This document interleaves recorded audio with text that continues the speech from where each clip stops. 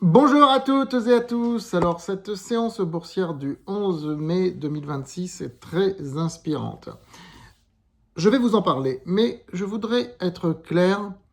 Euh, Ici, je ne fais pas de French bashing. Je ne suis pas en train de critiquer la France, de critiquer la mentalité boursière française ou autre. Je fais des observations sociologiques. J'analyse ce qui se passe et j'en tire des conclusions. Ce n'est pas de la critique. Je ne fais pas de jugement moral.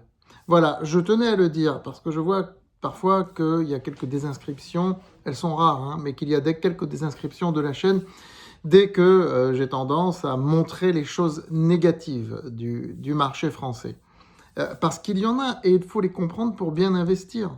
C'est ça que je veux vous dire. Mais loin de moi l'idée de faire du French bashing, de critiquer ou autre. Encore une fois, je ne suis pas là pour moraliser, je ne suis pas là pour juger quoi que ce soit, mais pour euh, déduire les conclusions qui s'imposent sociologiquement de ce que nous voyons, ce que nous vivons sur les marchés financiers.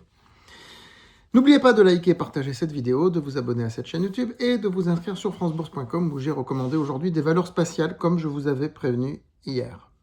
Voilà, alors justement, quand je vois ce qui s'est passé aujourd'hui sur la bourse de Paris, il est 19h au moment où je tourne cette vidéo. Et quand je vois ce qui se passe aux États-Unis, nous sommes dans deux mondes qui ne dialoguent même pas entre eux. En France, aujourd'hui, ça a été une séance de peur. Le CAC 40 a perdu 0,7%. Et quand vous voyez les titres qui ont monté, regardez, quels sont les titres qui dominent le classement sur le SBF? Ce sont Valneva et Nanobiotics. Donc deux biotech. Pourquoi? Parce que on n'a parlé que de l'antivirus ce week-end. Il y a eu une bulle médiatique là-dessus.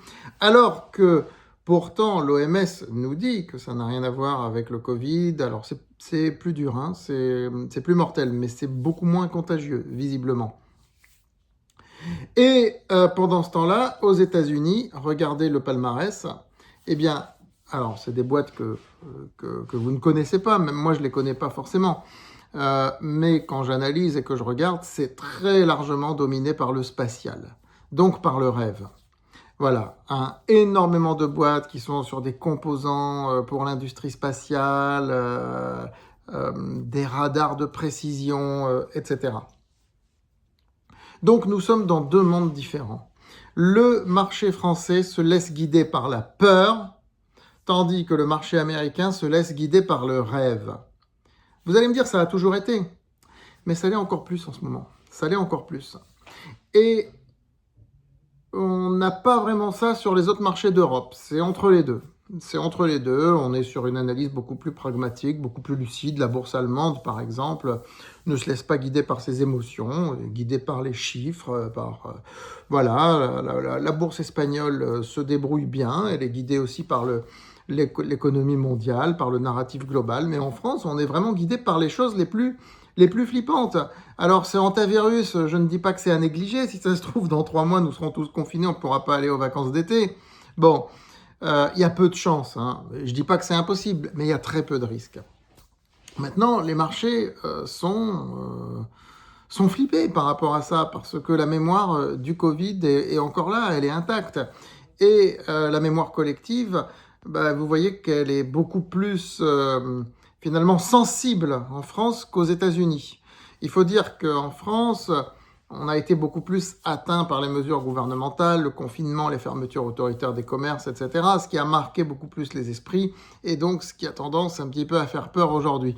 Mais c'est ce phénomène de hantavirus, et pas spécialement la hausse du pétrole à laquelle les marchés se sont habitués, qui a pour moi été principalement le facteur de baisse aujourd'hui sur le CAC 40, et en tout cas c'est ce qui explique les hausses de ces deux biotech. Alors il y en a une qui fabrique des vaccins, donc le marché se dit peut-être qu'elle va être sollicitée pour fabriquer un vaccin contre l'antivirus, et la deuxième, rien à voir avec ça, n'a rien à voir, absolument rien à voir. Mais le marché achète tout ce qui est biotech. Et pourtant, il a laissé de côté de très belles sociétés qui sont beaucoup plus intéressantes. Nos abonnés savent de quoi je parle, sur ce même secteur médical, d'ailleurs. Voilà. Mais on peut comprendre on peut comprendre aussi que la mémoire collective soit très marquée. Hein. Je sais pas. Pourtant, on vous dit que c'est pas la même chose. Imaginez que vous êtes un homme, admettons, vous êtes un homme. Un soir, vous vous promenez seul dans la rue, vous voyez un groupe de filles euh, et elles vous agressent. Alors, c'est rare, mais ça arrive. Il y en a dans les faits divers, peut-être un petit peu en France, partout, mais dans d'autres pays, ça existe. On les passe souvent sous silence.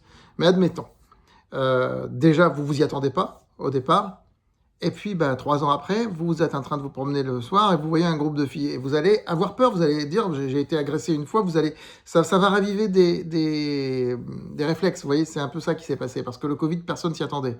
Personne s'y attendait au Covid, que ça allait être ça. Bon, c'est un virus parmi d'autres, mais personne s'attendait à ce que ça foute ce bazar dans l'économie. Et, et puis après, on passe à autre chose, mais dès qu'il y a un virus, même s'il n'a rien à voir, ça ravive tout de suite la mémoire. Surtout qu'il y a quelque chose de commun.